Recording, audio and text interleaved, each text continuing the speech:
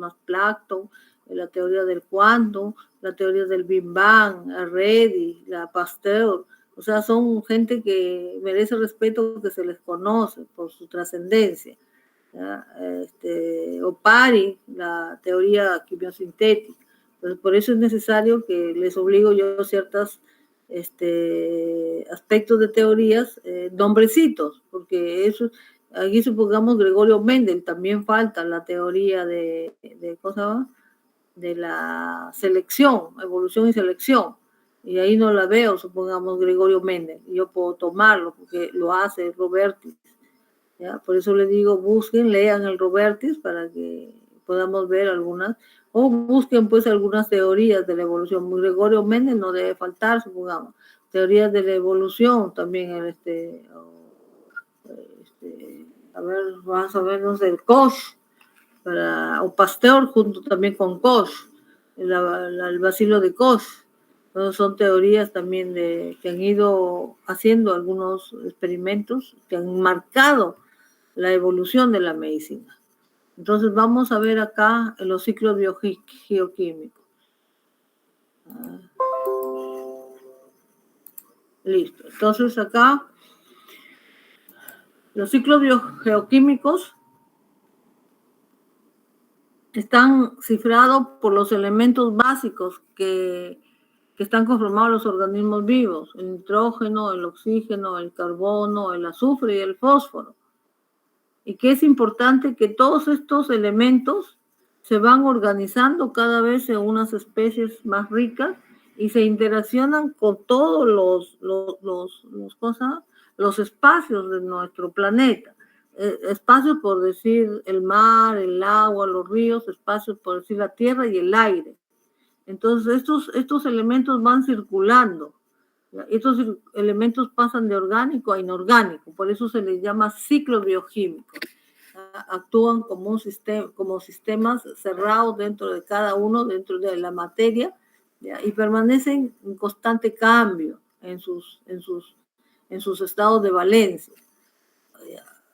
Y gracias a esos cambios, no solamente en nosotros, sino nuestros elementos se cambian a los vegetales, se cambian al aire, se cambian a la tierra, se cambian a otros organismos de diferentes especies, por uno y otros organismos, ¿ya?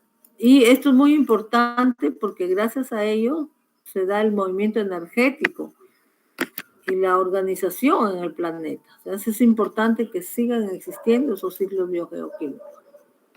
Entonces, cada uno de los ciclos vamos a estudiarlos y es importante saber la importancia de cada uno de estos ciclos. Entonces, eso, vamos acá, aquí tiene el índice y así tiene los objetivos, cosa que en el otro, inclusive más aún, tiene una introducción.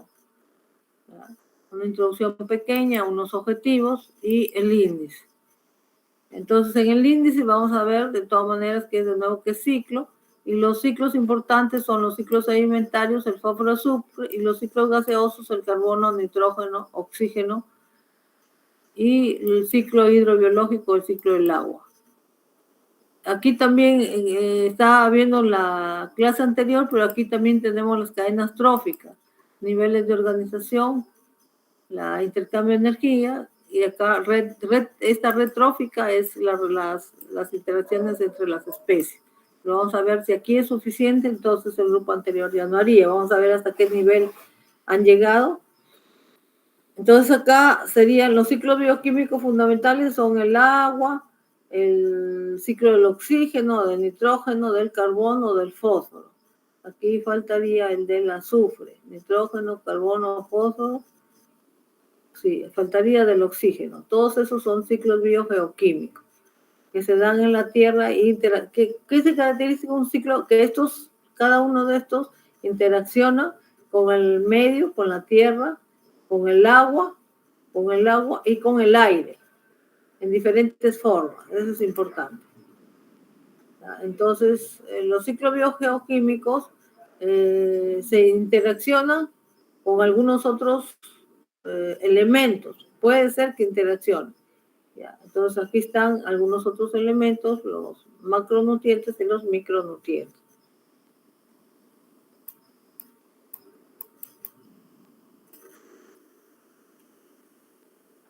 Entonces, entre los ciclos alimentarios está el azufre y el fósforo. Entonces, el ciclo del fósforo, esto es importante desde antiguo de la casa Dreyfus, del general Castilla, en la época de los incas. Ahí están las aves guaneras, venían y ponían todo, el guano de las islas. ¿Ya? Entonces, aquí quedamos en el que el ciclo del fósforo implica el estado del fósforo no entra de manera volátil, el fósforo entra de manera, por eso se dice ciclos sedimentarios, está en la tierra, está en forma orgánica, de forma inorgánica, orgánica en las plantas y cultivos, en los yacimientos está en forma inorgánica, se saca por excavación, en el caso de las materias orgánicas, por los animales, defecación, excreción, entra y estos pueden generar abono, pero también se van a remover con las lluvias y caen a los pantanos, a los desiertos o a los mares.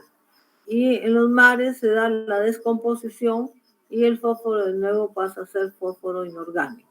Acá algunos todavía orgánicos se interactúan con los animales y salen las aves, tienen deposición y forman las aves, el guano de las islas.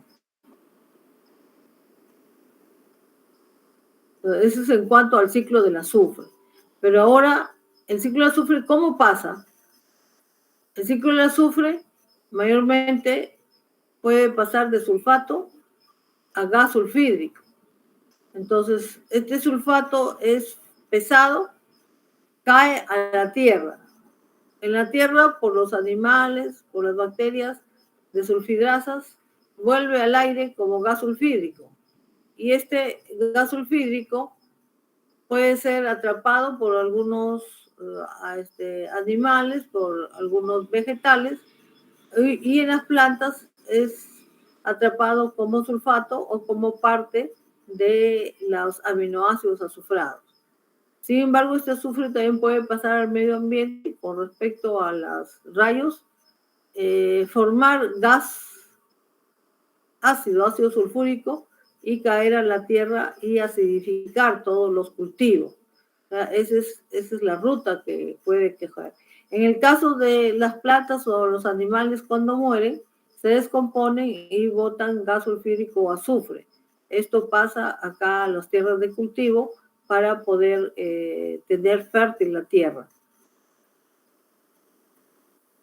Entonces, este es el ciclo del azufre. El ciclo del azufre corresponde en forma de la tierra, está en sulfato o azufre, se escapa como gas sulfídrico al medio ambiente, y también en los mares, como hemos visto acá, en los mares se deposita por los descomponedores y puede también como gas orgánico estar también rotando entre los animales.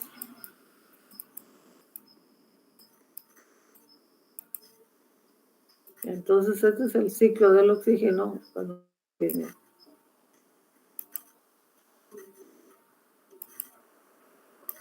Después del ciclo del azufre que diga, viene el ciclo, sigue el ciclo del azufre. El ciclo del azufre, aquí está como en los seres vivos, está como proteínas, como aminoácidos. En las plantas está como sulfato, también como vitamina, proteínas.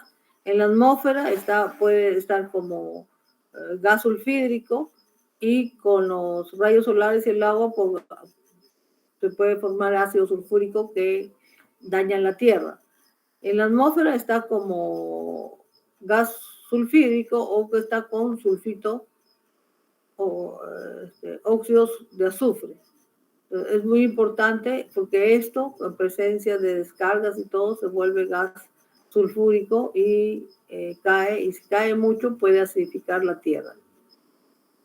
Entonces el azufre en los vegetales tiene diferentes funciones, es orgánico, como hemos visto. Entonces aquí está el ciclo de azufre en diferente forma, ustedes ahí lo miran en el mar, en la tierra y en el aire. El CO2, el azufre, las plantas, los animales, los microorganismos, y en el mar la oxidación y la precipitación. Después otro ciclo es del carbono. El ciclo del carbono es importante porque tiene la sintropía, que significa el movimiento, no solamente en la tierra, sino también el movimiento en los mares, a través de las algas, el micoplancton, el zooplancton y unos animalitos chiquitos a las artemias en los mares que mueven gran cantidad de energía como carbono. Entonces el carbono, ustedes saben, es tomado por las plantas como CO2, por eso se dice el billete verde. La planta es el billete verde, el cual los organismos que mueven mucha plata para explotar las minas deben pagar con billete verde. Entonces, cuando vean ese término, el pago de las transnacionales mineras, ¿qué significa billete verde? Que ellas, así como contaminan y depredan nuestras minas, se les debe hacer un impuesto en el que no paguen el impuesto, sino que dejen grande cantidad y den mano de obra a los trabajadores, den las condiciones necesarias para que se cree el billete verde, para que se cree la forestación. Esa forestación lo que va a hacer es quitar el CO2, eliminar el humo, el CO2 que botan las empresas. Entonces, por eso es el billete verde. En el ciclo del carbono, se toma el CO2 en presencia, ustedes saben, de la luz solar, el oxígeno. Acá se forma glucosa en las frutas, el mango, el papayo, todo eso es árbol, ¿ya? Y es comestible, pues, se forma y al nivel de la tierra, el carbonato las plantas para formar la savia, ¿ya? O algunos compuestos que necesite de bicarbonato para el estado metabólico de la planta. Entonces aquí está el carbón, el petróleo, puede llegar a formar carbonato, se reabsorbe, ¿ya? En algunos, la fotosíntesis no solamente se da en las plantas, sino también en el fitoplancton, para formar también cuestiones comestibles, y posteriormente el ciclo del oxígeno pasa también al aire, puede descomponerse de algunas bacterias de respiración animal, pasar como monóxido o como dióxido de carbono, y en presencia de descargas eléctricas puede también dar ácido carbónico y acidificar también, igual como el gas sulfídrico. En otra parte también, todos nos desintegramos, todos los animales, también aquí hay bacterias saprófitas que también están descomponiendo todo. Al descomponer cualquier residuo carbonado, se descompone y forma ácido carbónico o moléculas más simples. Lo mismo los volcanes también están contaminando con el carbono.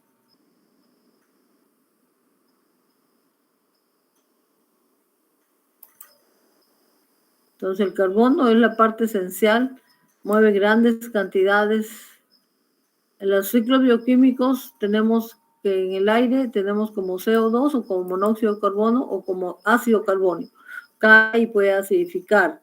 El carbono es prácticamente, los desechos vienen de las empresas, los animales, su excreción de animales, los restos de vegetales son transformados en gas sulfídrico, gas monóxido de carbono o gas dióxido de carbono por las saprófitas o descomponedoras, ¿ya? Estos los famosos dan los desechos para convertir en combustible volátil. Parte importante del petróleo. Acá también las algas, acá y acá también del océano, facilitan la transformación del ciclo del carbono.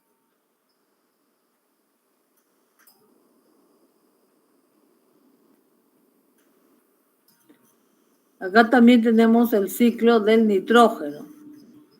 El ciclo del nitrógeno se tiene que ver en qué consiste, ya que lo más importante es que en nuestro organismo el nitrógeno está formando aminoácidos, está formando proteínas y está formando ácido nucleico. Entonces, ¿cuál es su ciclo? Pues aquí tenemos depredadores de primer orden, de segundo orden y depredadores finales. Vamos acá, ¿qué hace el nitrógeno? El nitrógeno se va, las plantas fijan en sus raíces el nitrógeno, el nitrato de sodio, nitrato de potasio, los nitratos. Las descomponedoras aniquilan el nitrato, el nitrito y lo descomponen hasta amoníaco. Las bacterias nitrificantes y desnitratificantes.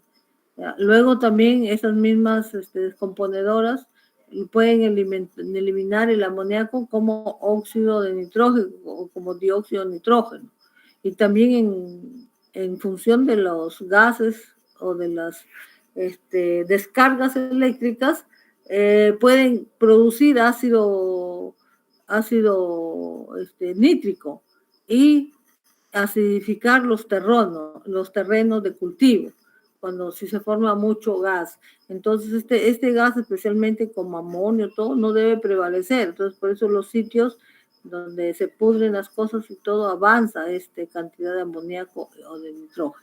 Y es malo para el medio ambiente.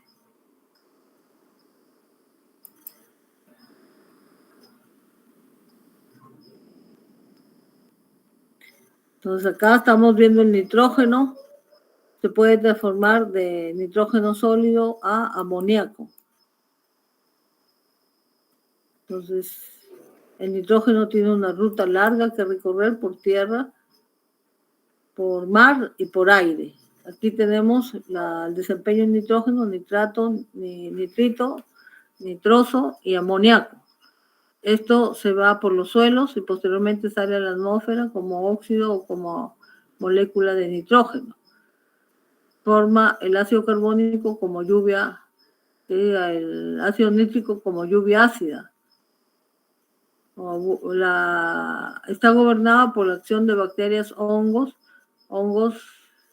las cianobacterias. Entonces, se tiene que ver en el nitrógeno las etapas dentro de la tierra, dentro del mar y en el medio ambiente. Predominan el NO2, el óxido nítrico, y en la tierra se están dando rutas con los saprófitos a través de los productores y consumidores. Ahí vamos a contar con un conjunto, por eso se dice ahora, los basurales se ordenan para reprocesarlos. La excreción de restos, en lo cual pues nos va a producir el abono de la tierra para que de nuevo sea capturado por una planta. Entonces, este proceso se llama amonificación. La amonificación es la conversión del ion amonio del nitrógeno que aparece en la materia y aparece los grupos amino y imino. Entonces, esta es amonificación para poder prevalecer algunas especies que sean captadas o por la planta o por el aire. Entonces aquí tenemos la nitrificación. Acá es bueno que señale un buen cuadrito. El que estaba en el anterior creo que está más, no, eso es en general. Aquí, allá. Bueno, acá sí señalen el nombrecito de cada bacteria que favorece formar el amoníaco, que favorece formar el nitrosomonas para el amoníaco, el nitrato, el amonio y el nitrito. Todos ellos aparecen en diferentes tipos de descomponedoras.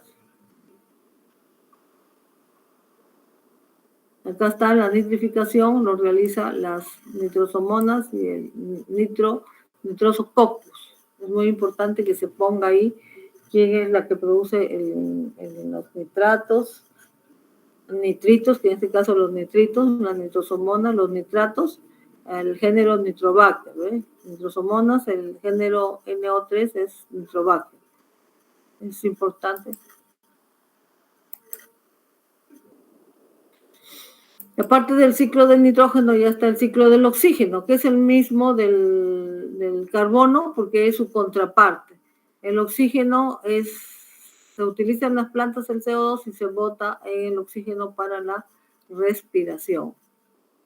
Se va a la biosfera. Después el oxígeno es un ciclo de sintropía entre plantas y el medio ambiente. Las plantas cogen el CO2 y botan el oxígeno. ¿Ya? Y todos, inclusive en el agua también el oxígeno es cogido y en el mar botan CO2. Entonces, a este ciclo realmente se le llama ciclo de sintropía. El movimiento de grandes masas de energía a través del ciclo del CO2 y el oxígeno.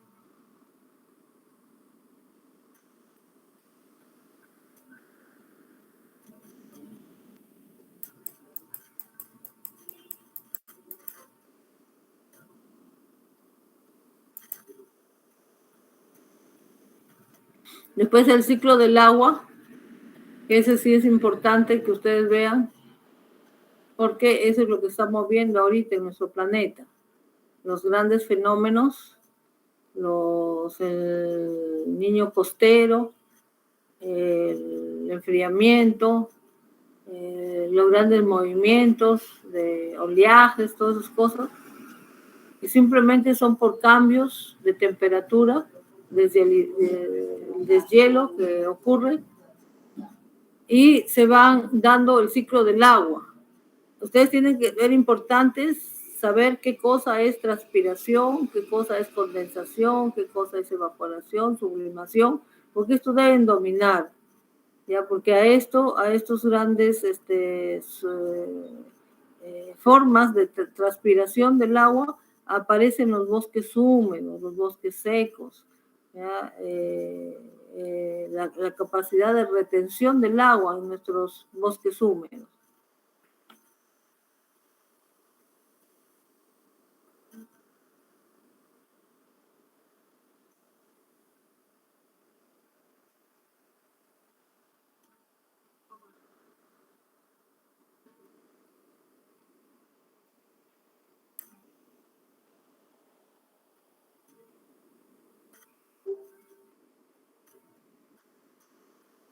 Entonces acá tenemos todos estos, la evaporación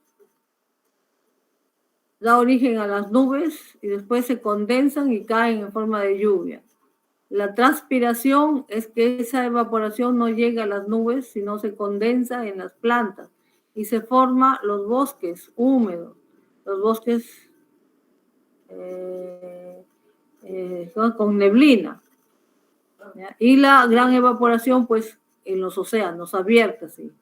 ¿Ya? Cuando hay procesos de montaña y crecimiento, hay atrape, se dice que el agua de evaporación se retiene más o menos en un 15 o 20%. ¿Ya? Entonces, esto permanece que exista una constante forma de crecer arbustos. ¿Ya? Entonces, eso es muy importante. Entonces, leen bien y me explican este proceso de transpiración y perspiración.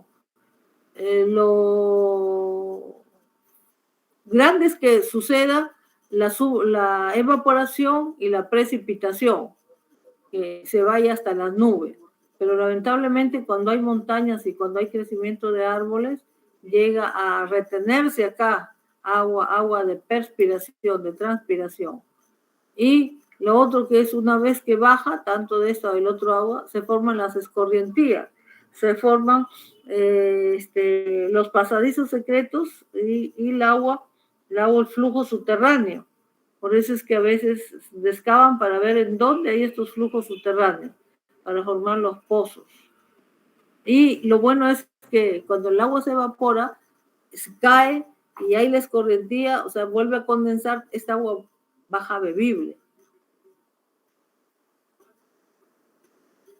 ¿Ya? es esta parte importante. Este es el ciclo del agua, en que hay un punto común, que es que el agua se limpia. Si el agua se evapora, se condensa y cae o va hacia el subterráneo, por eso es que cuando dicen quieren encontrar agua bebible, hagan pozos. Pero eso es caro. Mantener un pozo para sacar agua y repartir a la población es caro. Por eso es que se prefiere coger de los océanos y repartir y purificar en las tarjeas, en los pozos que tiene Sedapiura. Durante el fenómeno del Niño, ¿qué sucede? Aquí hay grandes condensaciones que dan origen, pues, a alteración del calor, la evaporación, durante los veranos normales. O sea, es importante que ustedes sepan cómo se producen los fenómenos. Por los cambios de temperatura se producen evaporaciones, se producen corrientes, las nubes viajan de un sitio a otro. Y aquí están las famosas que les decía en la otra, entonces se quedaría para este grupo las cadenas tróficas. Y no sé si acá están, vamos a ver, si no, las interacciones pasaría para el grupo anterior. Las interacciones que son gregarias, que son simbiosis, que son interacciones cardumen y otras cosas más que pueden ver, todas las interacciones. Entonces, las cadenas tróficas quedan para este grupo. Hay productores, descomponedores, consumidores y consumidores de primero o segundo orden. Entonces, las cadenas tróficas realmente es una pirámide, un ancho para ciertos seres, porque son el bocado de otros más grandes y más grandes. Entonces, en nuestro planeta hay los invertebrados, los insectos, son la gran carnada para que vayan haciéndose especies más grandes en la tierra. Y en el mar, pues, son las artemias, la flora, la zooplancton, el fitoplancton, para hacer cadenas más grandes, tróficas. Entonces, en la cadena se inicia con un vegetal, el vegetal es consumido por el consumidor primario, secundario. Los vegetales son los productores y después los consumidores. Las cadenas tróficas van a dar origen a una interacción. Si tú o comes o eres comido, ¿ya? Por eso aquí no se trata de respeto de los seres vivientes, porque por naturaleza tenemos este principio. Realmente los consumidores primarios van a consumir, pues, un monte, un saltamonte, una cucaracha, un insecto, pero estos consumidores primarios rápidamente son consumidos por los consumidores secundarios, todos ellos secundarios. Y posteriormente también hay un consumidor final. Realmente en la cadena trófica es el hombre. Pues acá están. Vayamos en una cadena trófica, nacemos desde un mundo, productores, las plantas, consumidores primarios, secundarios, terciarios y los depredadores finales, son descomponedores y depredadores finales. Esta es la famosa cadena trófica. Eslabones de la cadena trófica, si pueden encontrarme con ejemplos, un ejemplo de cadena trófica, ejemplo, un saltamonte, un sapo y una serpiente y el hombre, supongamos. Consumidores de cadena primaria, consumidores secundarios, terciarios y consumidor final, porque siempre hay un consumidor. Realmente las pirámides ofrecen relaciones alimentarias. El más pequeño se alimenta del más grande, el más grande del otro, y realmente se caracteriza por un traspaso de energía entre los seres, que se llama un escalón de energético. Entonces aquí tenemos algunos que ya les había explicado, desde las plantas que son productores, primarios, secundarios y terciarios. Acá lo mismo, pirámides tróficas o biomasa, primarios, secundarios, las plantas, herbívoros, productores, herbívoros, carnívoros. De nuevo, ahí ustedes ahí determinen la relación que hay, primario, secundario, terciario.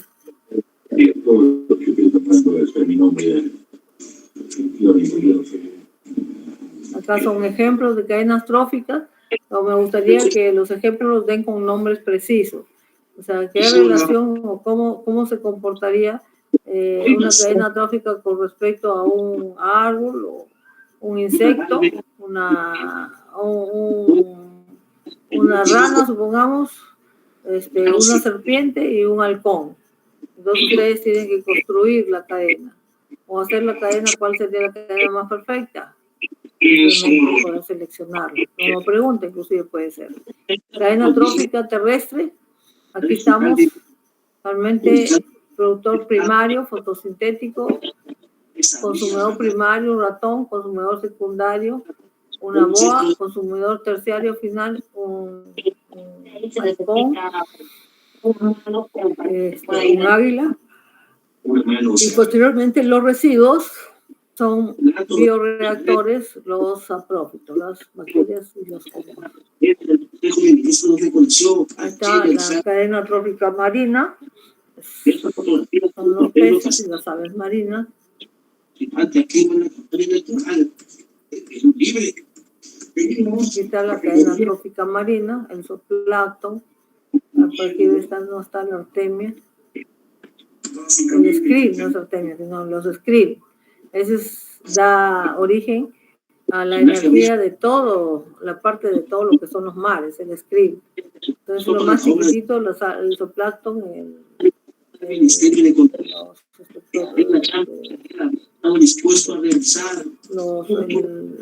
zooplancton y los protozoarios. Cada vez van dando origen a peces más grandes hasta llegar hasta la ballena o los cetáceos carnívoros. Hay otra red trófica. Aquí tratan de señalar la red trófica, o dar un ejemplo, señalando que conoce la complejidad. Es verdad, la red trófica es porque no solamente uno, pero uno puede ser para su ejemplo, el vegetal. En este caso, supongamos acá hay una cucaracha, el conejo es que se come la cucaracha. ¿Ya? Entonces, pero ¿quién come el conejo? El conejo lo come el lobo. Entonces ahí está la cadena. La cadena primaria, secundaria y terciaria. Y así sucesivamente, señalar cadena. Y luego sigue la bibliografía, Entonces ahí mejorar un poquito más los ejemplos de las cadenas, y para el otro grupo anterior le queda las relaciones entre los organismos vivos.